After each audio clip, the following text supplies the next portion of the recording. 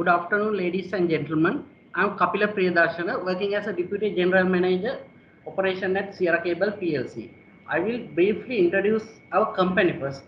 Sierra Cable PLC, we manufacture, supply and export comprehensive range of copper and aluminium cable products for the power sector in Sri Lanka and overseas. Our range of product mainly of domestic cable, industrial armored and unarmored cable, area bundle conductors, overhead conductors, telecommunication cables, control cables, low smoke halogen free cables, fire resistant cables, and photovoltaic cable for the solar system, etc. Sierra Cable PLC, we have a manufacturing facility 1 square millimeter single 1 square millimeter to 1000 square millimeter single core and 4 core cable up to 400 square millimeter.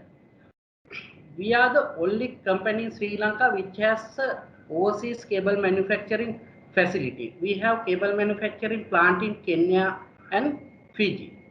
That is briefly about our company.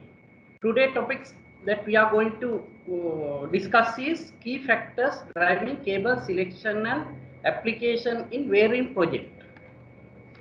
When we select a cable for the application, it is essential to know the key factors driving the cable selection such as current rating, voltage drop, grouping factors, temperature correction, short circuit consideration, etc. So, knowledge of cable selection, sizing and construction is very important for the engineers, technicians and the contractors who are involved in design and installation of the electrical system. We should select a cable from transformer to endpoint with optimum cost. Therefore, Sierra Cable PLC, we thought of improving your knowledge in this regard by inviting a well-experienced resource person in this subject to deliver the presentation. Let me introduce our presenter, Dr. Asanka Rodrigo. Dr. Asanka Rodrigo is a graduate in BSc Engineering with first class honor in Electrical Engineering from University of Moratuwa. He earned his MSc from the same university. He received his PhD from the Hong Kong University of Science and Technology. He is a senior lecturer of University of Moratuwa and former Director General of Sri Lanka Sustainable Energy Authority. Dr. Asanka has a vast experience in the industry. After finishing his undergraduate studies, he has been working in the capacity of engineering team leader in a private consultancy firm and deputy site manager at the ABB Utilities GmbH. Dr. Asanka is specialized in electrical installation, safety and grounding, then power quality and power system modeling, energy economic, electricity pricing and modeling, then human machine interaction and performance modeling, then biomechanics and image processing. Let me introduce Dr. Asanka to conduct the presentation. Over to you, Doctor.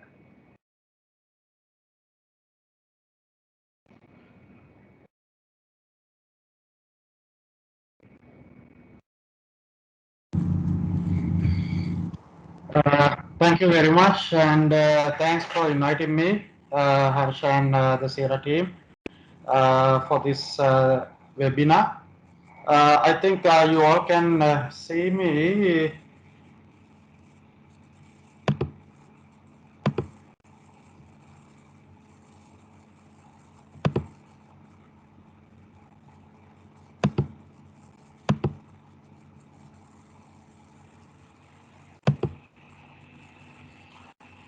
Okay, is my voice and voice is audible, and can you see my screen?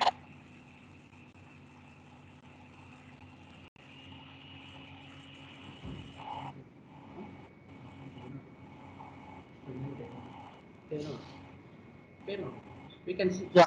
Okay. Right.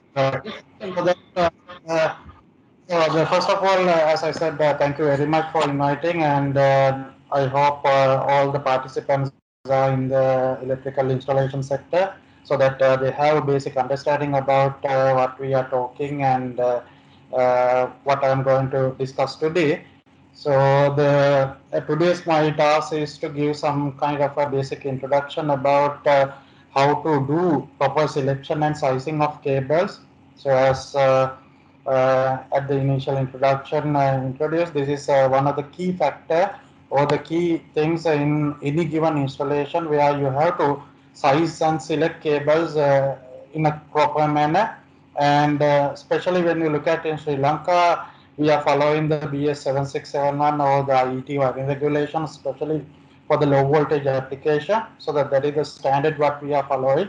So that whatever design, whatever things we do, we have to comply with the IET wiring regulation. At the moment, we are following the 18th version, which was published in 2018 and applicable from 2019 January onwards. So that my presentation and this introduction is also based on the BS 7671 or the IET wiring regulation latest version. So that when I'm doing the lecture, so if you want to ask any question, you can ask, or you can put whatever the clarification into the Dropbox into the chat box, so that at the end of the this seminar we can discuss them as the time permits.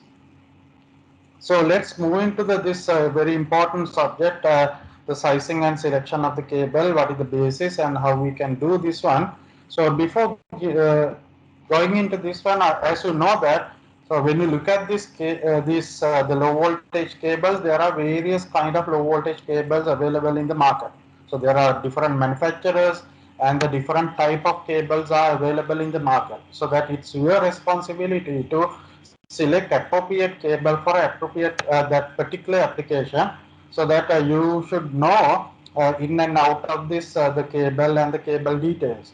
So when you look at this the types of the cables, we mainly subdivide the types of the cable into different types based on one thing is their insulation material. Because when you look at the cable, one of the key the component is the insulation, so that you have to have the certain insulation to be a cable, so that there are various type of insulation materials like rubber, paper, PVC, XLPE, mineral, and many different type of manufacture materials are there. So that based on the insulation material, we can subdivide the cables into different categories. And also there are some of the cables as shown here. You can see some of the cables are coming up with the armor and some of them are without armor. So that depending on that, whether the cable is with a shield or armor or without armor, so we can categorize them into two different groups. As well as other most important parameter is the conductor material. So that when we consider the low voltage cable, you know that we have mainly the copper cable and the aluminum cable. So that depending on the conductor material, we can subdivide into two groups: the copper the conductors or the aluminum conductors, so that their properties and the characteristics will vary depending on the things like insulation material, whether it is an armor or non-armor, and the conductor material, whether it is a copper or aluminum. So I will briefly explain the different type of insulation material and their characteristics, so that when you are selecting a cable, you can select the proper insulation material for the given type of application. So that normally the first type of insulation material is a rubber insulated cable. So the rubber, you know that it's a very good insulation material and it's a very flexible material. But the one of the key problem with the rubber is when you expose rubber to a direct sunlight, that they can change its property and that will become brittle. So that after a certain time, what will happen is you will see that there are cracks and insulation damages that can happen. So that normally when we are using this rubber, normally what we do is there will be a certain vulcanization, so that the vulcanized rubber we can avoid that type of problem. So that most of the rubber insulated cable manufacturers, they use the vulcanized rubber so that you can get the higher durability, and also they will be resistance to the environmental condition, even the sunlight. And one of the key advantage, as I said, what we have in the rubber cable is they are flexible, and also they can withstand for a very high temperature values, even up to 180 centigrade. So that because of that, the current carrying capacity, because higher the temperature, you can run the higher, you can run the higher current, so that you can use this type of cable for the heavy duty application. So that that's one of the key advantage in the rubber insulated cable. But most of the cases we use these type of cable for a flexible, as flexible cables for a temporary applications or the heavy duty applications. And the second type of insulation material is the paper. So nowadays the paper insulated the cables are not very common, but even when you look at the underground cables which were used in long time back, even in Colombo area or even in Kandy area, so they are this paper insulated cable. Those are what we call as PILC cables, paper insulated lead covered cable. But now the people have invented many more of the cleaner materials, which is replaced by these cables were replaced by those type of materials, like for example PVC and XLP. So the paper is, we all know that very good insulation material at the dry condition.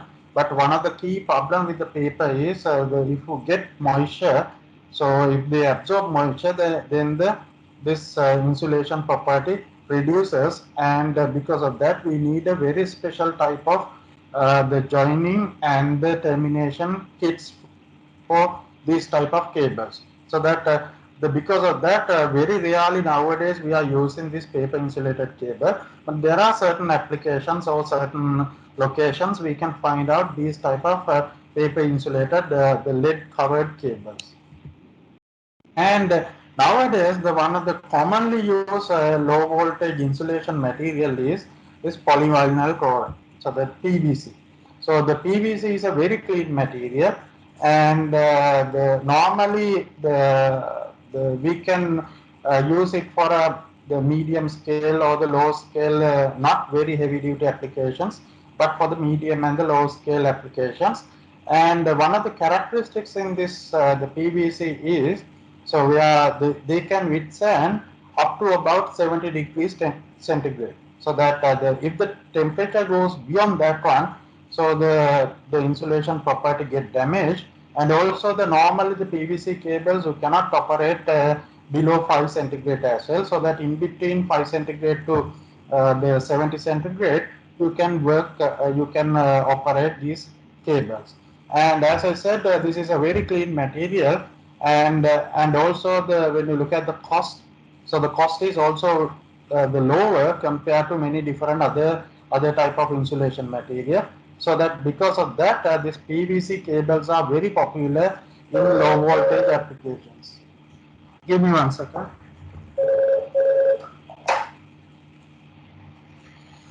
Uh,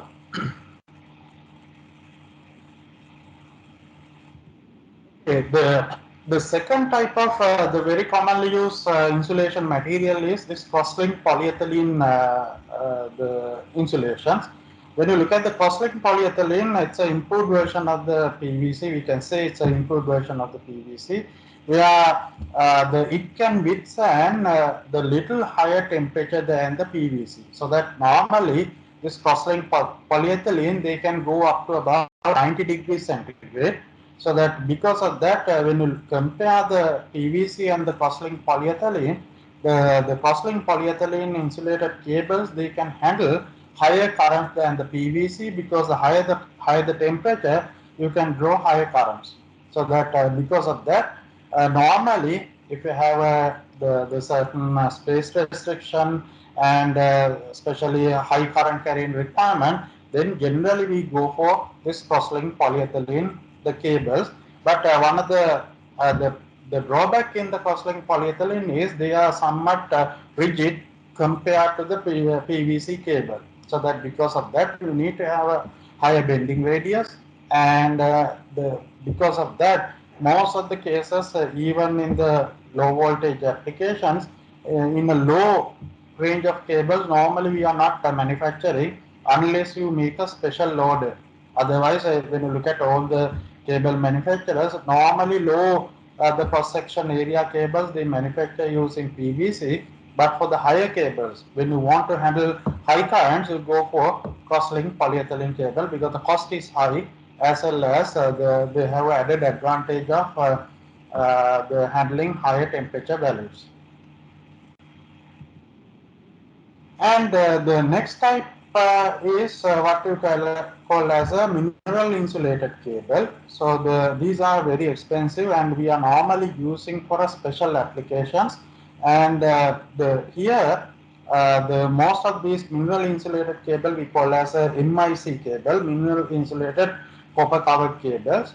So that there is a copper sheet, and inside the copper sheet you can see there is a mineral insulations. Normally we are using the magnesium oxides are used here, so that in the magnesium oxide powder it has a very high breakdown strength, and because of that you can have very small cables for the same current carrying capability. You can have a very small cables. And also the other added advantage in the MIC cable is they can withstand for a very high temperature, and because of that again you can reduce the cross section area of the conductor, because since it can operate even up to 250 centigrade, so the conductor can handle very high current up to that much of temperature. And also since we are having a copper sheet around this conductor, so they are well resistant to the electromagnetic interferences. So that especially like instrumentation and special applications, we go for this type of mineral insulated cable. As I said, they are expensive, but under the special application, even if you have a area where there is a high the fire risk, and if you want to have a fireproof the cables, then we can go for this type of mineral insulated cable.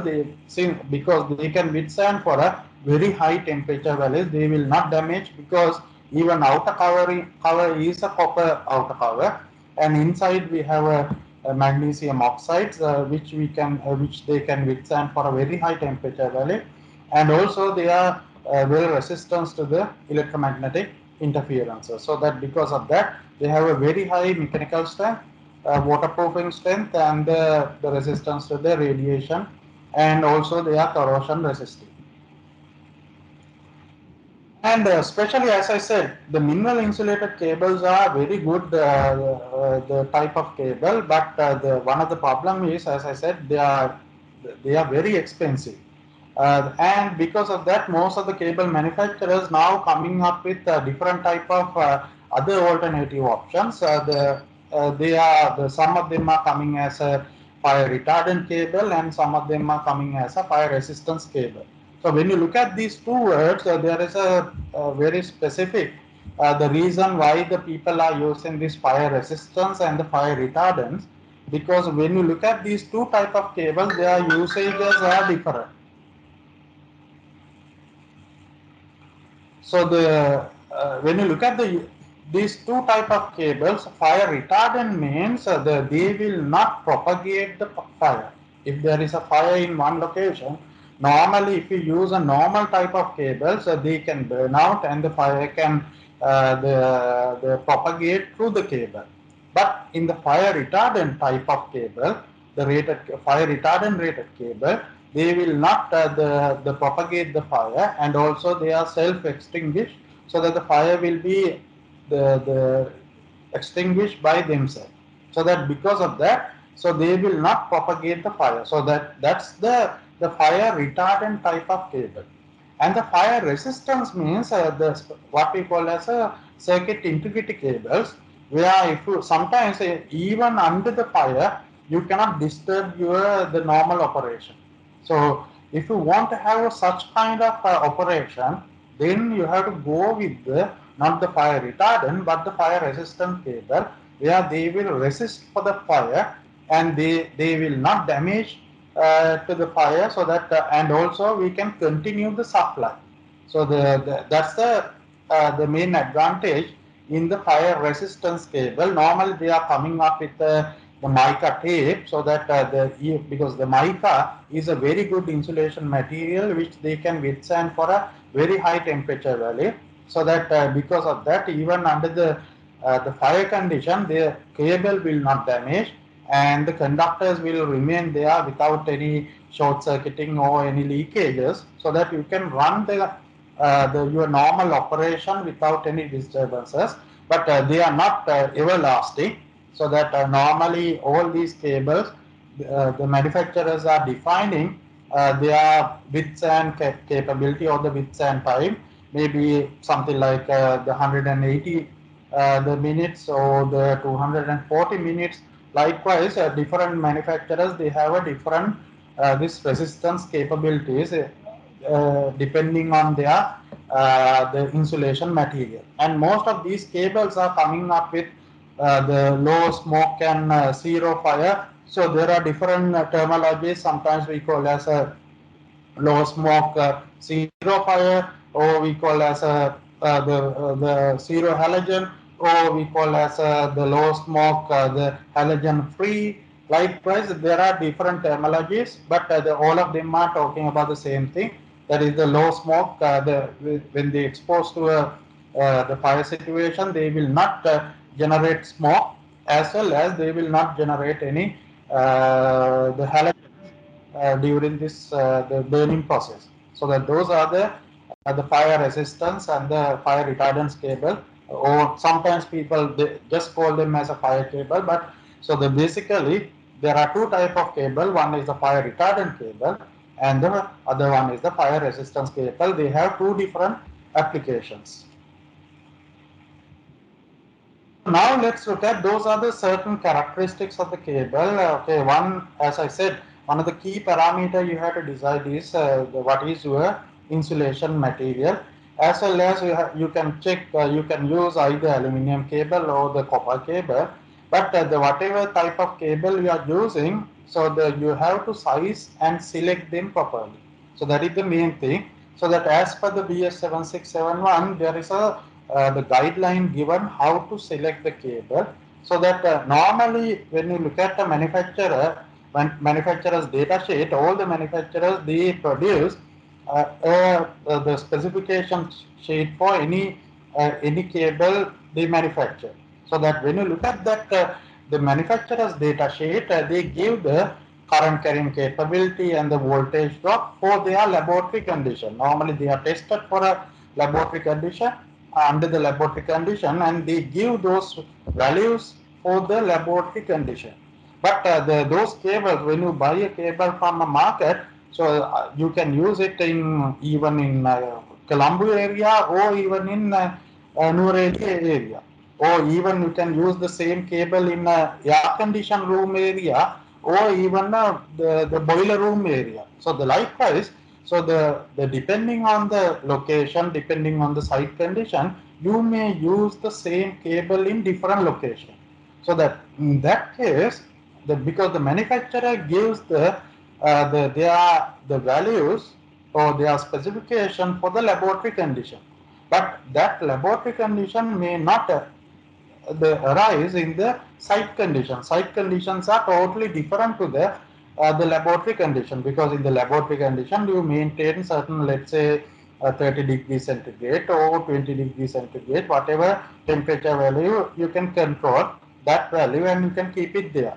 And when you are doing the testing, you only run on one cable. But in the practical condition, you may run several cables in parallel. Likewise, there can be different conditions at the site condition. So because of that, the standard, what the standard says is you have to apply certain correction factors to compensate that site conditions.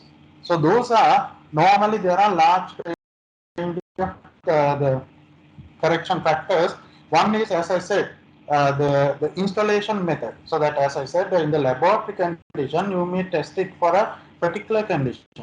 But the same cable in one location you may install in a conduit, and another location you may install in a cable tray. Some other location you may install in underground. Sometimes in air. Likewise, there can be different the installation conditions. So that depending on that, your current carrying capacity may vary because your thermal the insulation. Because when you look at if you install a cable in air, so the it's very easy to dissipate its heat. And if you install it the same cable in a conduit, inside the conduit, because the conduit you have a closed environment, and because of that whatever the generated heat will concentrate and trap inside the conduit, and because of that the heat dissipation is will not be same as the cable in air. So the likewise in different installation method there will be different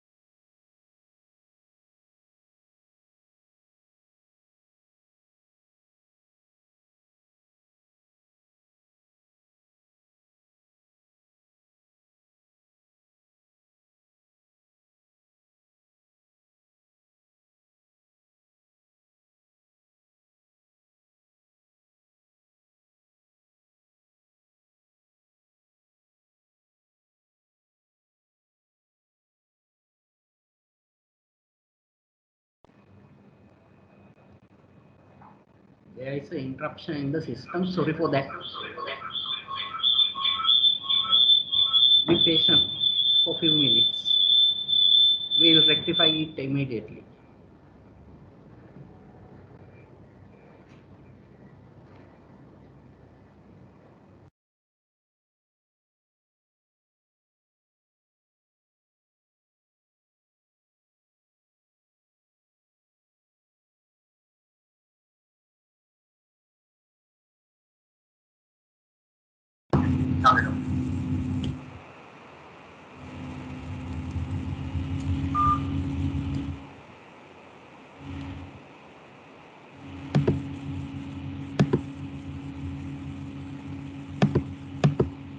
Sorry for a small technical problem.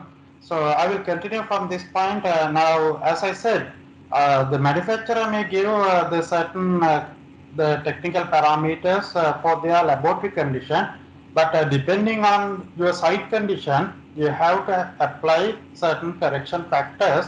So as per the BS 7671, there are various correction factors that they have introduced. So the one is the installation method, as I explained. Depending on how you are going to install your cable, you have to apply a thermal insulation factor or installation method correction factor. And other one is the grouping factor, because the grouping is where sometimes you may run only one cable in a conduit. Sometimes there can be the 5-6 the cables in the same conduit. So when you look at like that, so the dependent, if you have 5-6 cables in the same conduit, each cable will generate heat, and there will be a mutual heating as well. So that because of that, depending on number of cables running in parallel in the same the cable management system, there will be certain mutual effect. So that we call as a grouping.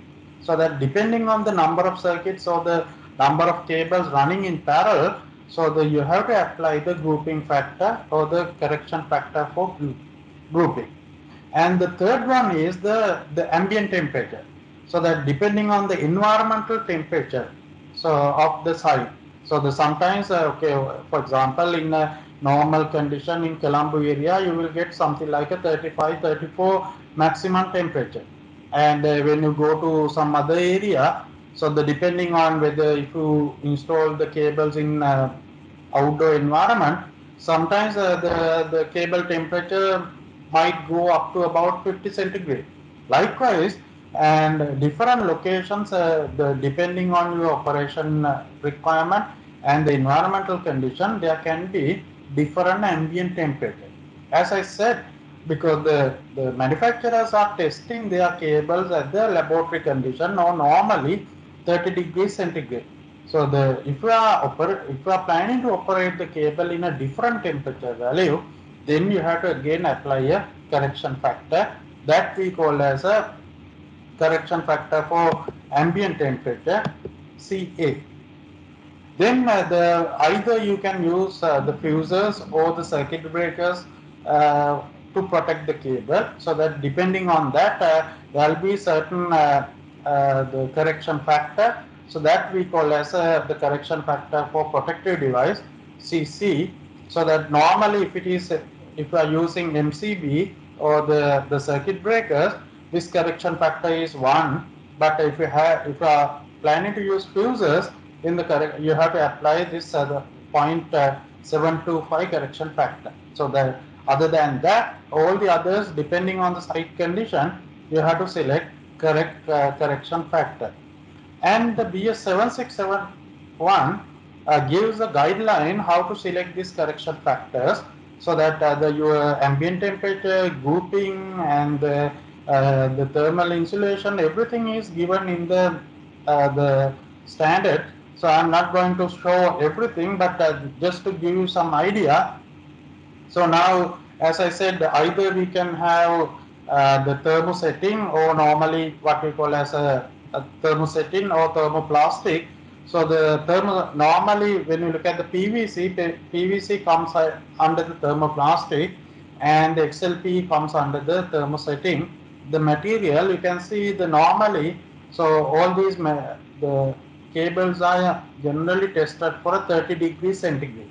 So if you are going to operate or the cable under the 30 degrees ambient temperature, then there will not be any correction, so that you can use the whatever the manufacturer given value as it is for the ambient temperature. But you can see when the temperature increases, so the as I said, the normally the thermoplastic, you can maximum temperature will be 70 degrees, but you are not going to operate at that level. And here you can see, depending on the operating temperature value or the ambient temperature around the area, so there will be a correction. So the higher the temperature, you will have the much higher derating value, so that the cable will be derated if you are having higher temperature value, because then there will be very limited the heat dissipation if you have a high temperature value. And when you go to the XLPE cable or thermosetting cable, again you can go, the cable can handle 90 degrees, but the outside temperature up to about 80 degrees you can operate, but there will be a drastic reduction in the current carrying capability, because there is a derating. So that because of if you have the high temperature, so the likewise, so the depending on the your environmental condition or the ambient temperature at the site, you have to apply this correction factor. This is for the correction factor for ambient temperature, and also the grouping. So the how many number of cables are there, circuits or the cables are there, whether you are running with one cable, you can see one cable or one circuit. So then you don't want to apply correction factor. So it's as it is the value given by the manufacturer. But if you have the 2 circuits, 3 circuit, likewise the how many number of circuits running in parallel, so the correction, there will be a correction factor, or there will be a derating, so that you can see that can, even if you run the 20 the cables or 20 the circuits in parallel, so then there will be large reduction in the current carrying capability. So that likewise, depending on the installation cable arrangement, whether what type of cable arrangement is there, you can select the derating factor for grouping. Likewise, So depending on the ambient temperature, depending on the number of cables running in parallel, you have to apply the derating factor. And normally when you consider all these derating factors, so whatever the manufacturer's the, the tabulated value or the manufacturer specification, so that these are for the laboratory condition, that is the tabulated current carrying capability given by the manufacturer, so that you will never ever able to have the same value unless you have the same condition, same laboratory condition. So if you have a different ambient condition, if you have a different grouping value, or if you have a different insulation method, then you have to apply those correction factors, so that the tabulated value multiplied by these correction factor is the value what we are getting as a actual current carrying capability under the site condition. So that obviously you can see, unless if you have the lower temperature, all the other factors will give a value less than 1. So that obviously, so that you will get a derated current carry, derated value, or the cable will be derated, so that cable will not be able to handle the same current value given by the manufacturer. So that you have to keep in mind. Normally when we are selecting a cable for a particular application, what we do is normally uh, the the load has a certain design current or the maximum current, so that we indicate as a IB. And what we do is, depending on this the load current or the load maximum current, we select the circuit breaker capacity. So normally we have to have a slightly higher circuit breaker capacity, because the circuit breaker should allow to flow that design current continuously, so that you have to have a slightly higher the circuit breaker capacity. And if I select the circuit breaker capacity, that is IN value of the circuit breaker, nominal current of the circuit breaker, what I can do is I can find out what is the minimum current carrying capability required for this particular installation. That will depend on that particular installation correction factors CA, CG and CI. So that what we do is, so whatever the selected circuit breaker nominal current, we divide by the site condition correction factors. So that the ambient temperature correction factor, grouping factor and the thermal insulation factor. So that for example in this case, let's say you have a certain load which take maximum 28 ampere, so that the next highest the circuit breaker capacity will be 32. So that if I take this 32, what I do is I'll divide this 32 by these correction factors, so that CA, CG, CI, and if you have the certain fuse here instead of a circuit breaker, then you have the CC as well. So that then that is the value you are getting as the required current carrying capability of the cable. So that the required current carrying capability, so that should be more than you have to select a cable from a manufacturer's data sheet which can handle more than this required current carrying capability. So that is the requirement. This is the minimum required tabulated current carrying capability. So based on that, we can select the required size of the cable by considering the current carrying capacity of the cable.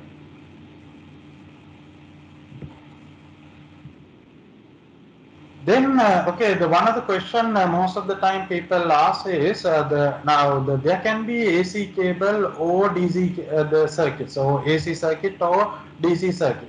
For example, let's say you have a certain the light which take let's say the 2 ampere, and you want to select a cable for that one. If the light is AC, so then you can select a cable. If the light is DC, can you use the same size cable?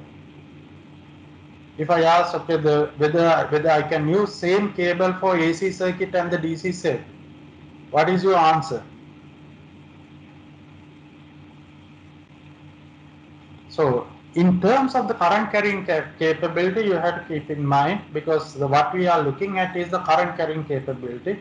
So that whether it is the AC or DC, So there is no difference between the current rating of the cable for the AC and DC.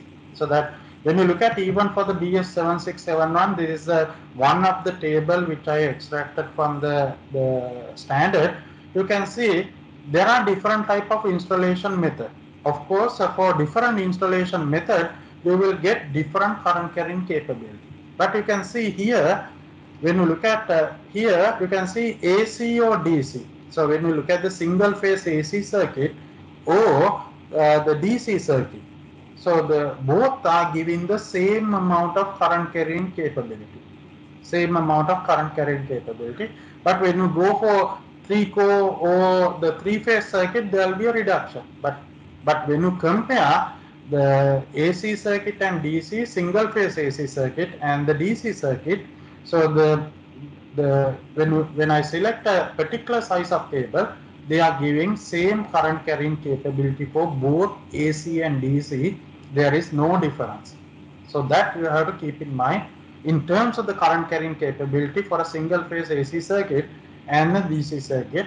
There is no difference. But for the 3-phase, of course, there is a difference because of their arrangement. So that you can see that's why there are the rows are there. So one for the AC, single phase AC, and the DC, other one for the 4-core or 3-phase circuits. There is a difference. And also depending on the installation method, so there will be different current carrying capability. Now, for example, when you look at if we enclose a cable in a conduit in a thermally insulated wall, so that you can run 11 ampere in a single phase circuit.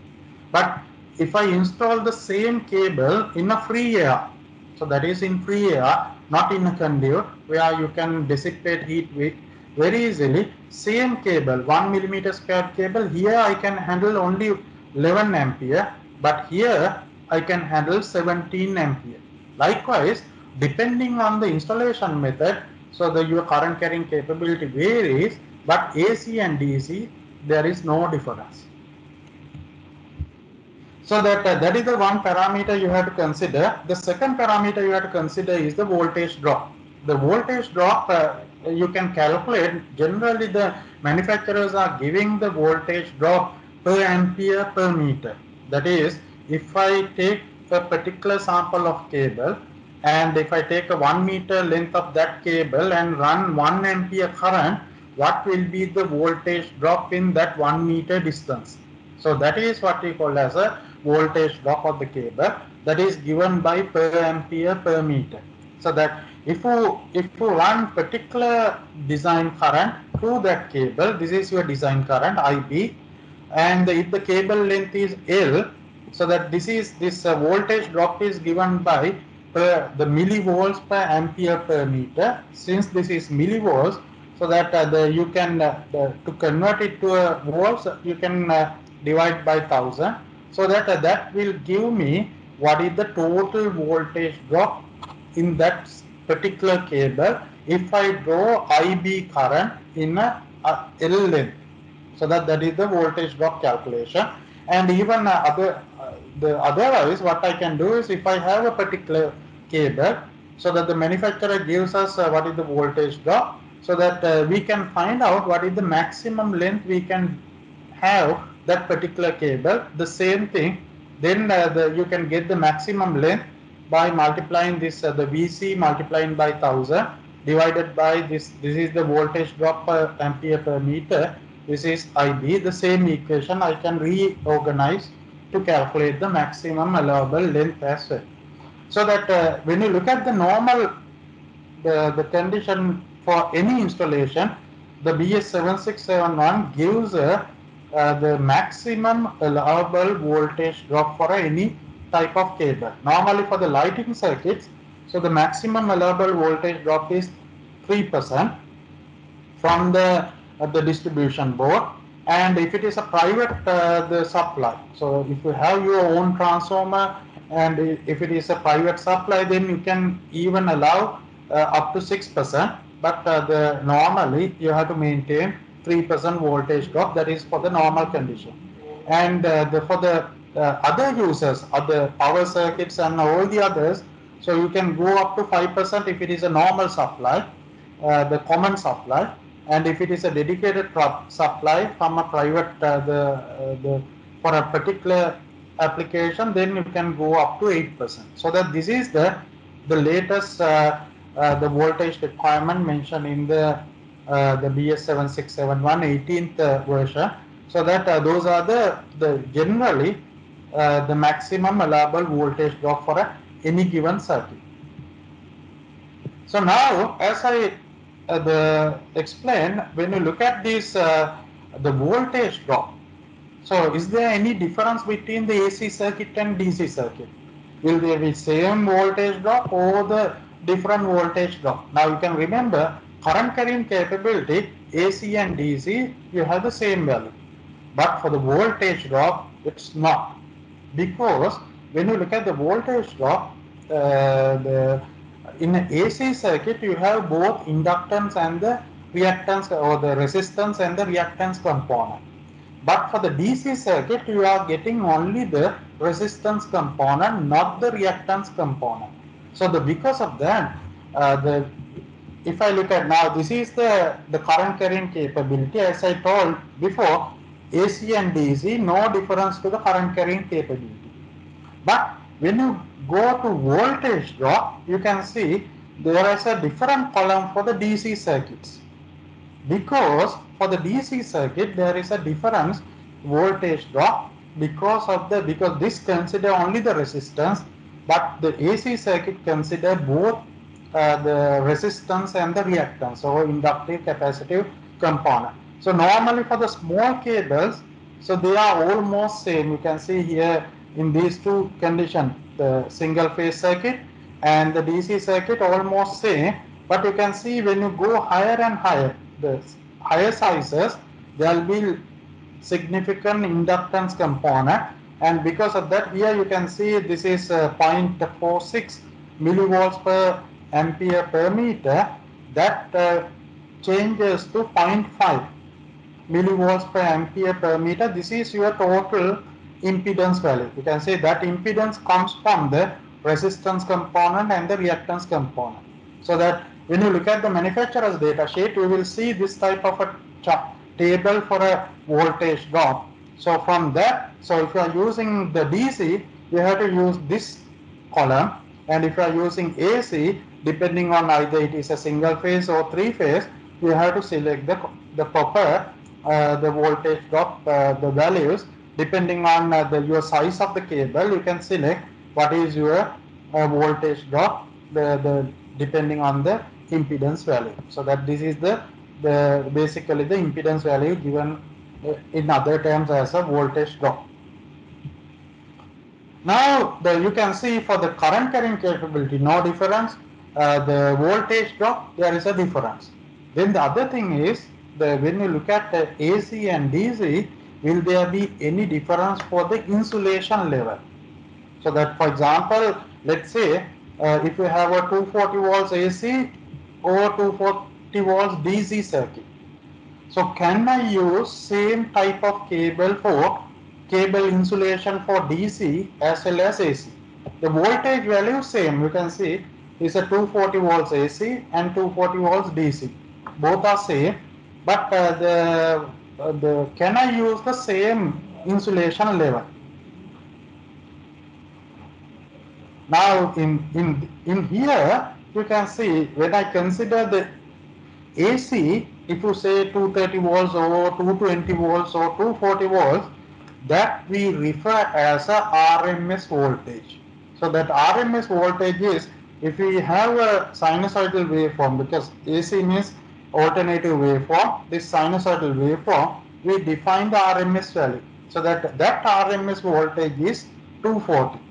And when you look at the DC, that is a direct voltage. Now when you compare this DC voltage and AC voltage, we are referring 240 volts RMS value versus 240 volts DC value. But you can see in the 240 volts RMS value, here there is a peak value. That is because this is RMS value, but voltage may go to a higher value. So that there is a peak voltage. So that Here you are not getting that kind of peak voltage in the DC, but for the AC, even though your voltage is 240, your actual voltage, your peak voltage is higher than that value. Now, if I do a very simple calculation, the peak voltage is given by root 2 times RMS value, so that 1.414 into RMS value. So for 240 volts, you can see, even though we say 240 volts AC, that means you are applying 340 volts AC peak value.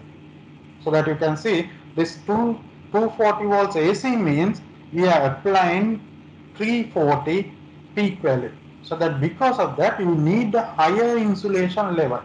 So even though they are called as 240 volts AC and 240 volts DC, in the AC, because actual peak value is higher than 240, because of that you need to have a higher insulation level. So that's why AC, the cables, you need to have a higher insulation level than the DC value for the same voltage. Or otherwise, if I select a particular cable, let's say if you buy a cable from the market, so that the you can, if you can handle certain the DC voltage from that cable, you won't be able to run the same AC voltage, same value of AC voltage from that cable. So always that is lower. So that's why normally in the cable manufacturers, when you look at these cables, so that they give, you can see here there is a AC rated voltage. AC rated voltage, you can see here there are two values. One for here, this is for the phase to earth value, or your phase to neutral value, and this is for the phase to phase value. So that this value multiplied by the root 3 is the value you are getting here. So that you can see you are getting the phase to earth value or phase to phase value. So those are given as either 600 volts to 1000 volts, like that. But when you look at the DC, now you can see, even though the single phase AC circuit, they can handle the zero point 0.6 volts for that particular cable. For the DC circuit, core to earth, you can handle something like a 0.9 volts. That is the higher than this value, higher than 0.6. So that you can handle higher DC value when you go core to core. So the most of the cases in solar application, you are getting the core to core or conductor to conductor value. So that will be double this value. So that if it is zero point 0.9, so you are getting 1.8 the kilovolts. That this is the maximum permissible DC voltage. You can see that is core to conductor to conductor 1.8. So here this value multiplied by 2, you will get this value, and this value multiplied by root 3, you will get that value. So that is the normal relationship. So that when you look at the AC, the cables, the AC operation and the DC operation, AC operation you can handle lower value than the DC operation, or the DC operation you can have higher value than the AC operation. That you have to keep in mind. So that is for the normal selection, as well as when you look at the cable selection for the neutral conductor. Normally the neutral conductors we have to size. There is the standard gives us the requirement. So due to the time limitation, I will quickly go through it. Normally when we consider, if we have the single phase circuit or unbalanced circuit, so then you have to have the neutral conductor same as the phase conductor. But if you have a perfectly balanced system, then you can have a reduced neutral size. But if the cable size, if the phase size is less than 16 millimeter copper, you cannot reduce it. But if the conductor size is more than 16 millimeter, then you can use the lower size of 16 millimeter as the conductor size if this the system is perfectly the balance. But this is also not applicable, even though if the system is perfectly balanced.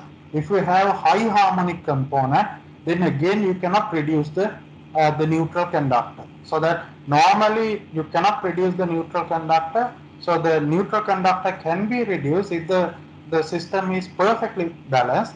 But even if the system is perfectly balanced, but if the system is with lot of harmonics, then you cannot reduce the conductor size for the neutral conductor. And if you have a harmonics, then as I said, you cannot reduce the conductor, but sometimes you have to the the the oversize the conductor. The oversizing requirements depending on the harmonic level. In here we consider third and its multiples. How much of the harmonic third and its multiples are there, depending on whether it is a less than 15% of the harmonic, your harmonic distortion, or whether it is 15 to 33%, or 33% to the 45%, or more than 45%.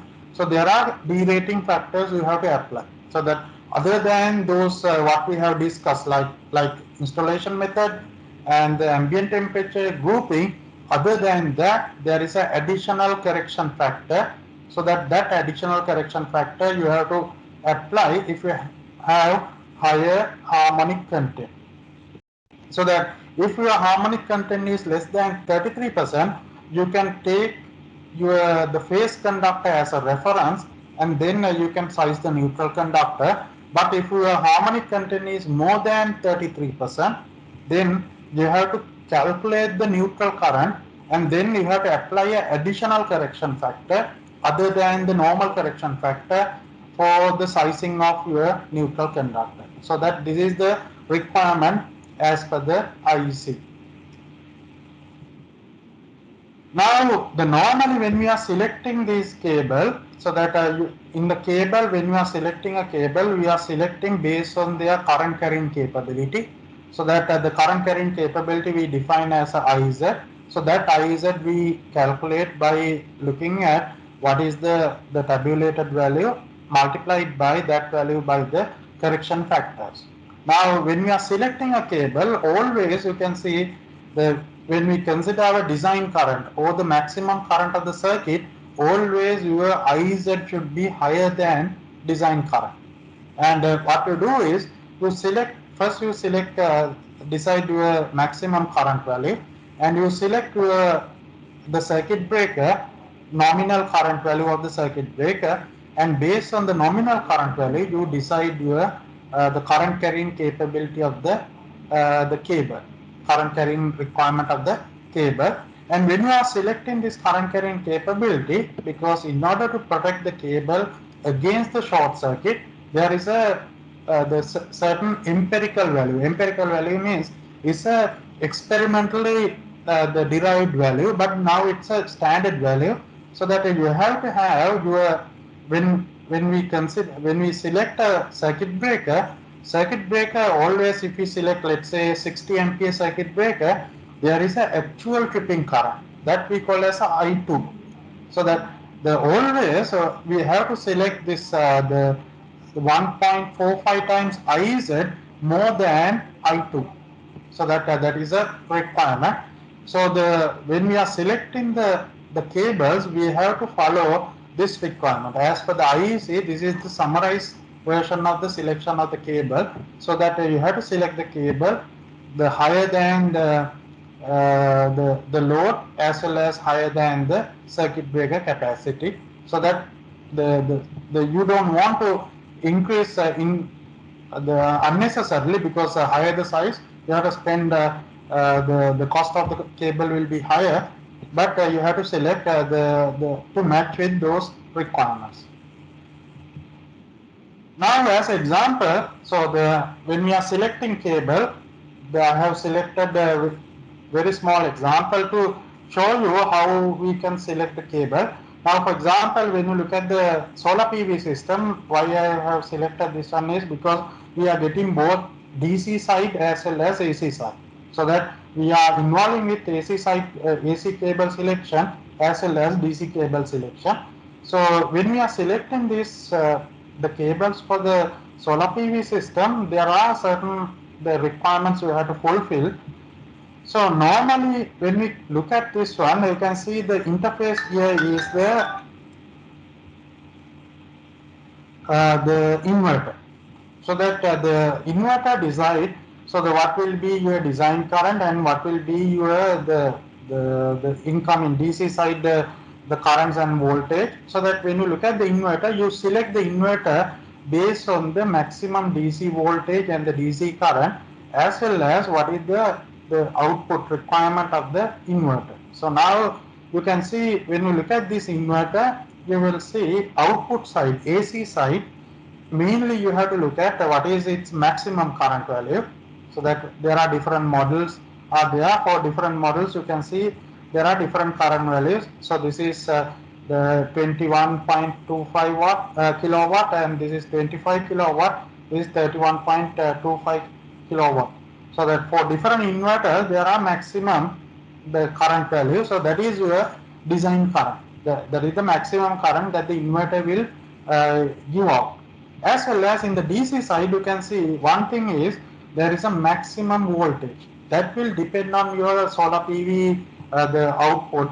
So that you have to have a voltage. Normally inverter voltage you have to select higher than the maximum open circuit voltage of the inverter. I will come to that one. As well as the your maximum the current. So that when you look at a string, what will be the maximum current coming from the string, so that particular solar PV system. Now the cable selection, when you look at the, as I said, we have the AC side and the DC side. So the AC side, you have to use the same equation. There is no difference. So as the standard, you have to use the same equation. You have to apply the same correction factors. So the same design current, so that you can take the same design current and then select the circuit breaker requirement, and then based on the circuit breaker requirement apply the correction factor and select the current carrying requirement. That is the minimum current carrying requirement of the your cable. As well as you have to check the voltage drop, so that when you look at the AC systems as per the local standard, so you have to have the voltage drop less than 3%. So that is the total voltage drop in the AC system should be less than 3%. So that normally in the design you have to design it such a way that it should be less than the 1% drop is the recommended value, but you can go up to 3%. So that's up to you, up to the designer can decide. Normally, because we are generating electricity and sending to the grid, or we are using it, if you have higher voltage drop, means there is a higher the power loss. In order to reduce that power loss, it's always better to reduce this voltage drop. The same principle, there are no thumb rules or nothing, so that depending on the site condition, what is your site condition temperature, what type of installation, whether you are running with the PVC conduit, or whether you are running with the metal conduits, or whether it is open air, or whether it is underground, depending on that you have to select the correct correction factor. And how many cables run in parallel, you have to consider the worst case scenario. Under the worst case condition, how many cables will run in parallel in the same location, so that is the grouping factor. And then you have to have a fusing factor. If you are using fuses, then you have to use the fusing factor, otherwise you have to use the MCB1 as the value. That is the same equation, and the voltage drop also the same way you have to calculate, and you have to make sure that voltage drop will not exceed more than 3%. So that recommended value is 1%. And that is for the AC side. In the DC side, the voltages are generated by this DC panel, the PV panels.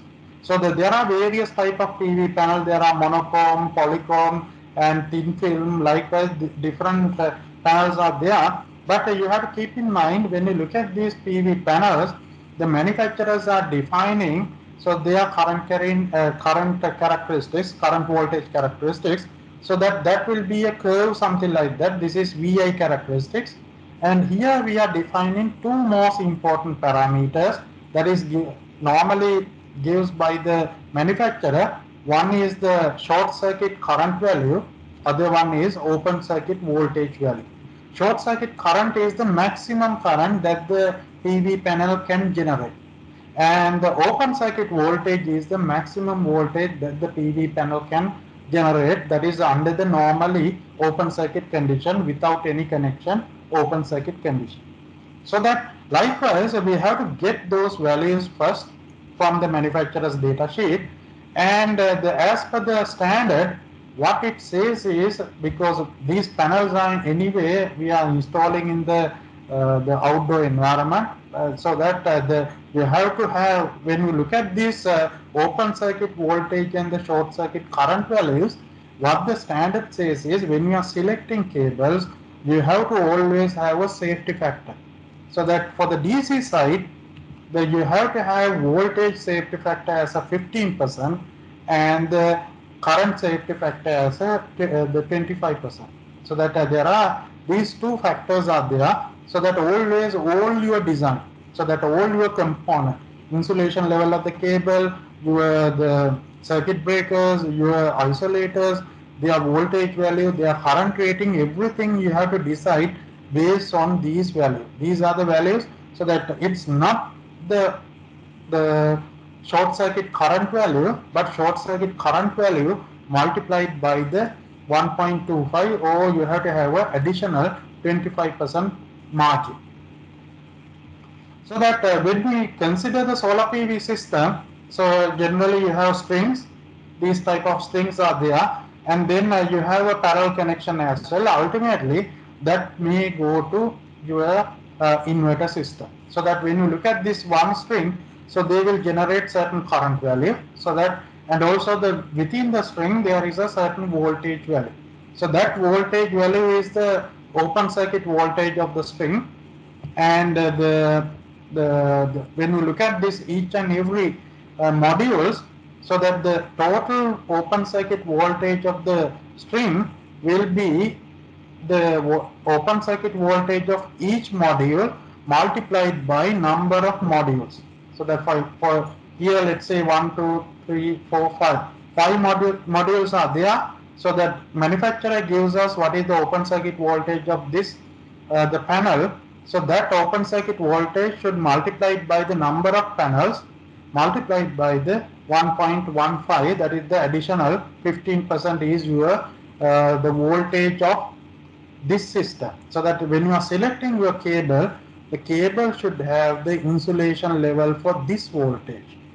And similarly, the current value, when you look at a string, all these will generate the electricity, so that we have to look at what is the maximum current they can generate. So each panel can generate the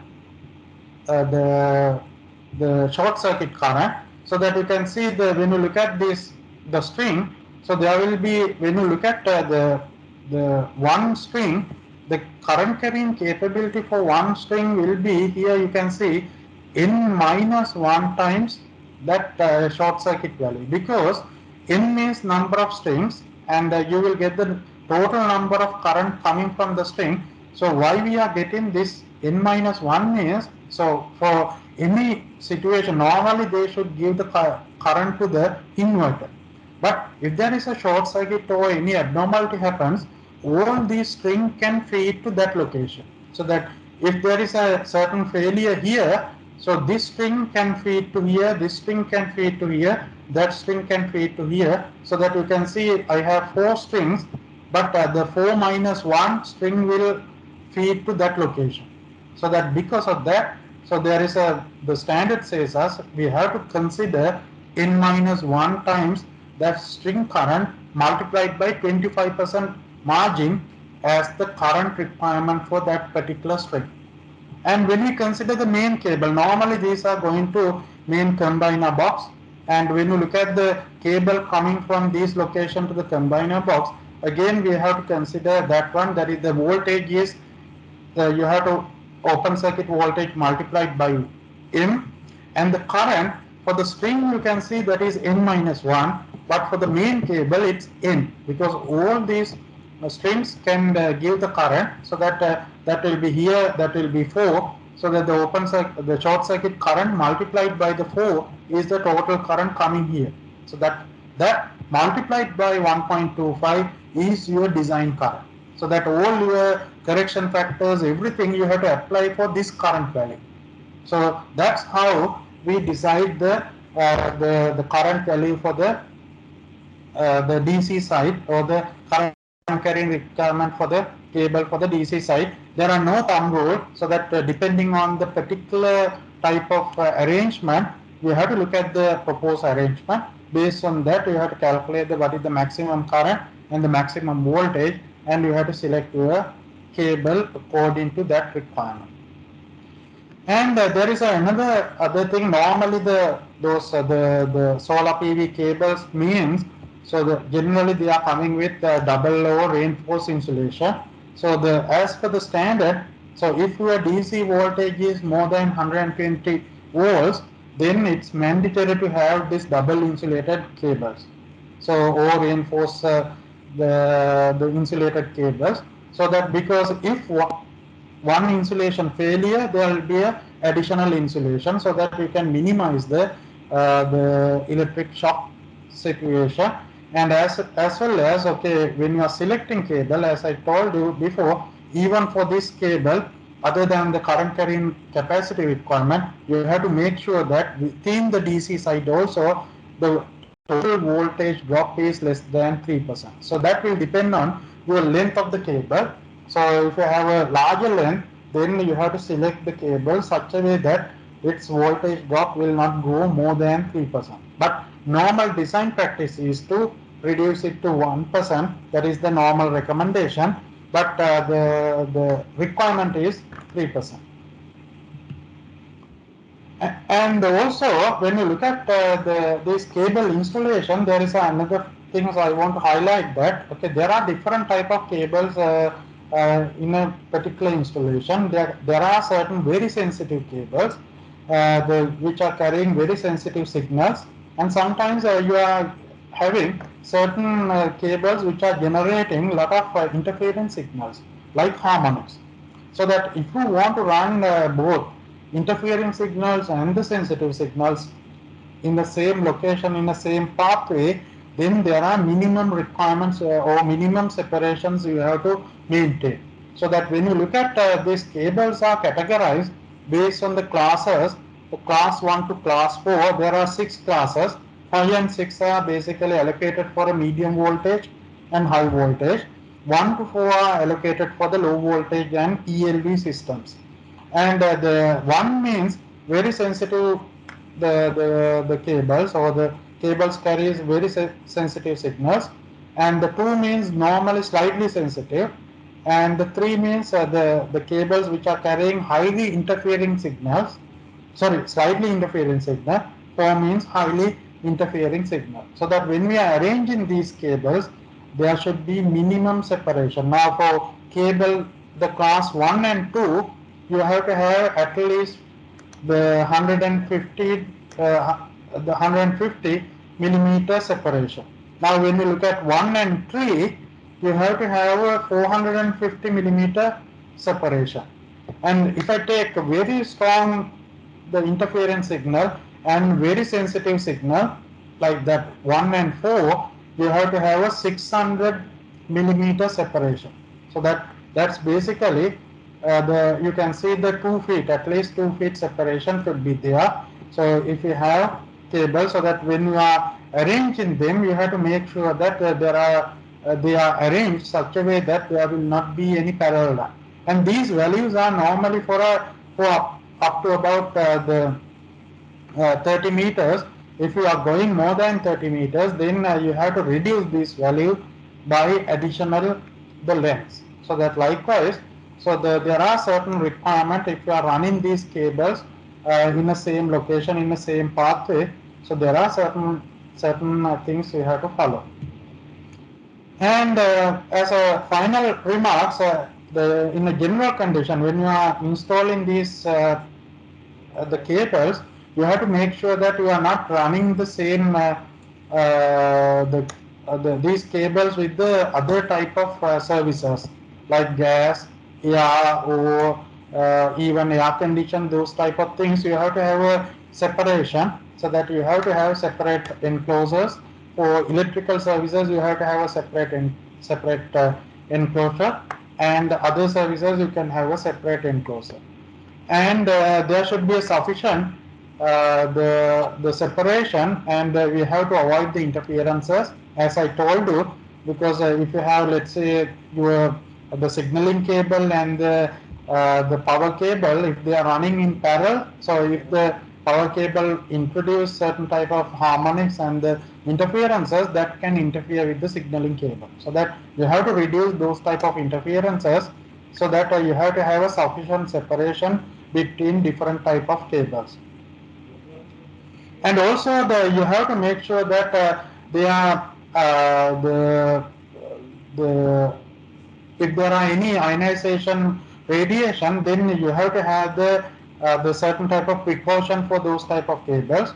And also the if you have certain type of cable penetration to the building components or the building structures, then you have to make sure that there are load bearing or the certain type of the that cable run will not create any damage to the building integrity, so that will not damage any. Sometimes I have seen that some locations people just cut even columns or the beams and put cables, but you have to make sure that that will not make any damages to the building integrity as well. And uh, as I said, the selection is very important, and you have to select the cables according to the requirement. And they normally don't follow the thumb rules. I am not advising you to follow thumb rules or to select as per the thumb rules. Look at actual the the content, so that what type of the requirements are there, what type of environmental conditions are there, and based on that you can select your cables, so that then you can avoid many problems that may arise during the operation time. So that's all. I have taken little more time than the given time because there was a certain technical problems. That's all what I'm going to cover. So anything you want to clarify, or we can have a small discussion if you want to know any additional information.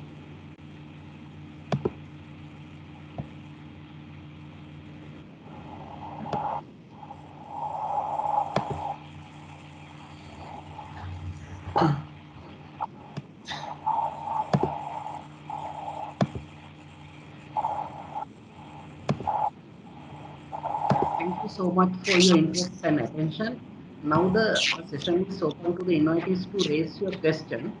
If you have any doubts, Dr. Vijay, please.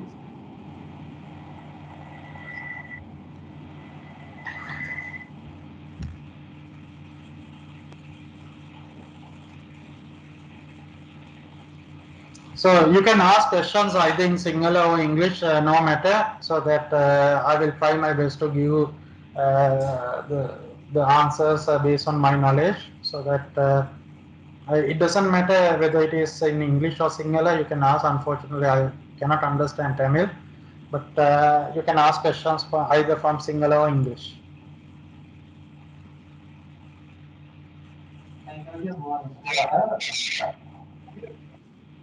Hello. Yes, go ahead. Dr. මාව ඇහෙනවද? ඇහෙනවා. කියන්න.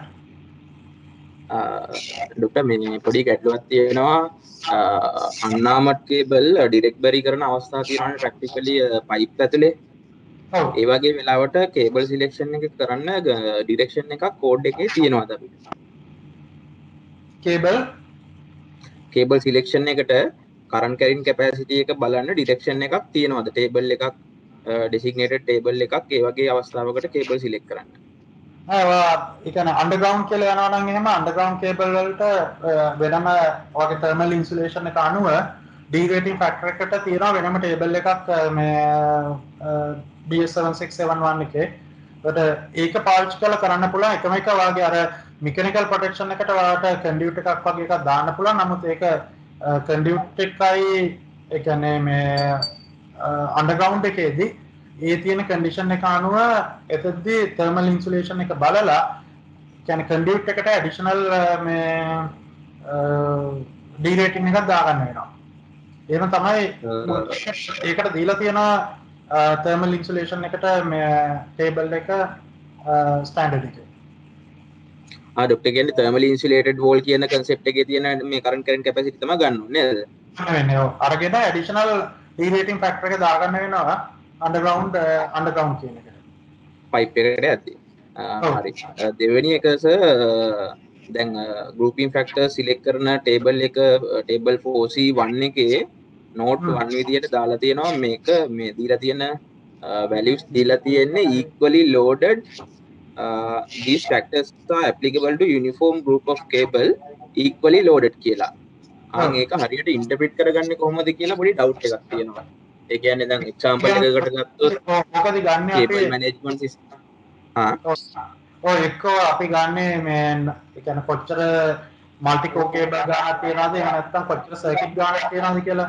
එතකොට මේ circuit එකේදී අපි හිතනවා circuit එක ඒ කියන්නේ දැන් මේ grouping factor එක දාලා තියෙන්නේ සර්කිට් එකේ maximum ඒ කියන්නේ ඒ කේබල් එක equally load වෙලා ඒ කියන්නේ rated current එකෙන් දුවනවා කියන එක.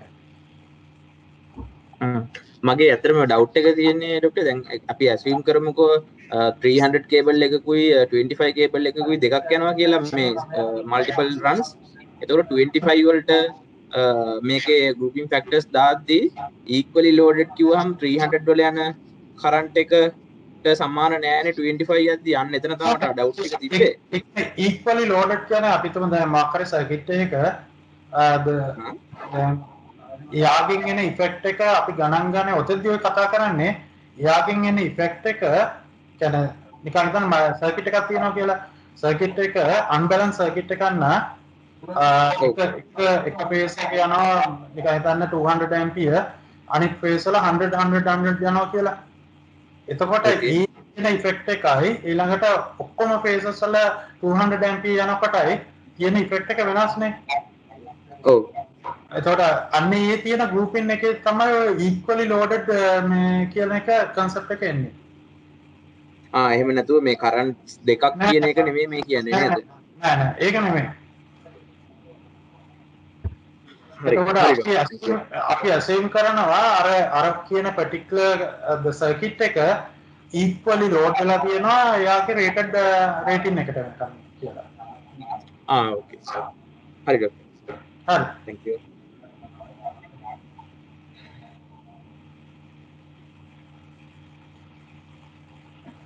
වෙන මොකද මොනාරි questions තියෙනවා නම් you can if you have any more questions you can raise now.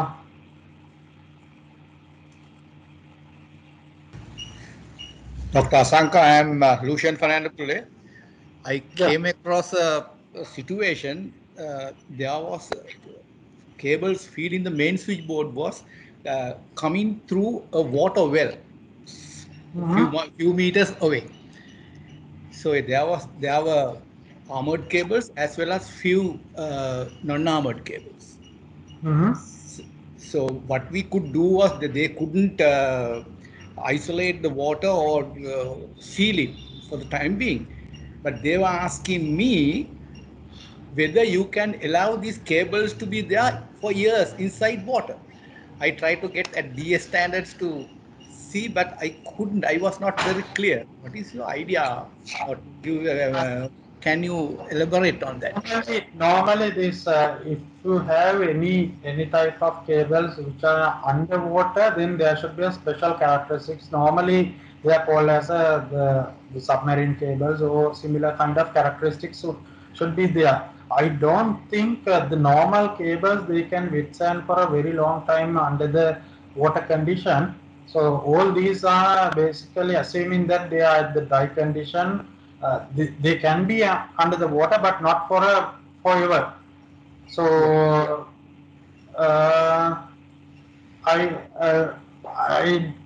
don't have an answer for that one. We can ask from the cable manufacturers whether they are allowing their insulators to be underwater for how long and how many times.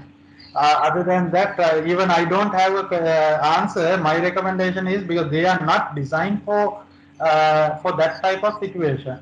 So That's why normally normal cables we do not use as a submarine cable. For submarine, there should be a special properties. Thank you very much for Yeah. elaborating. So I also face the same thing. I think we have to tell the cable manufacturers to address this issue as a Verify from that particular cable manufacturer, so whether they can, whether their insulations can withstand for that type of condition. That normally not, but we have to clarify from the cable manufacturer. Okay, thank you very much. Okay. Any other?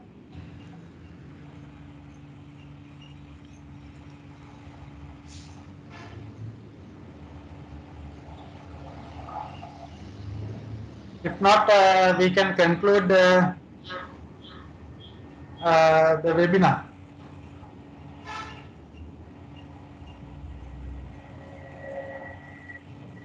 And that's brings us to the end.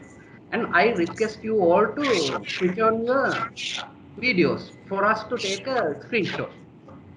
So until then, I will conclude my our discussion. Follow up with a lot of thanks. First of all, I would like to thank Dr. Asanga Rodriguez for devoting his time here with us on this presentation. I should say the learning is certainly immense value to all of us who are participate here for the electrical contracting community.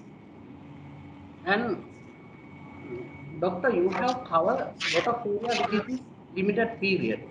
I thank you once again for your knowledge sharing with us. Also, I thanks to the all the organization representatives who are being with us today.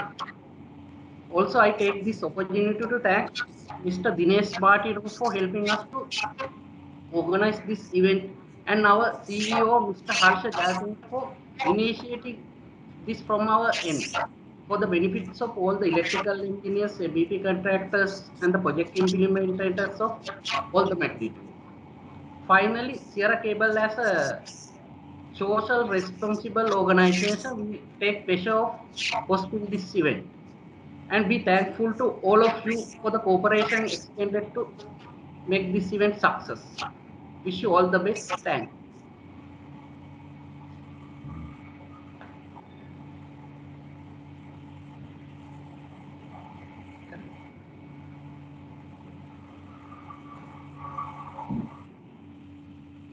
We can ask all the participants to switch on their videos, cameras. Yes, please switch on your videos.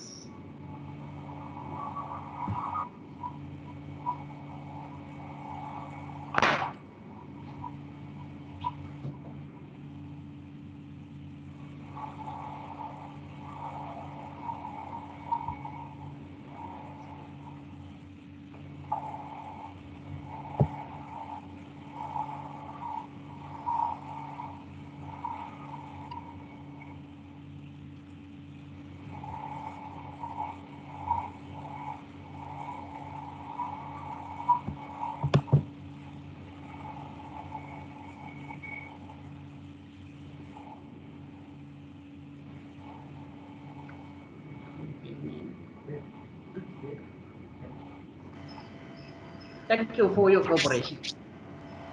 Thank you. Thanks for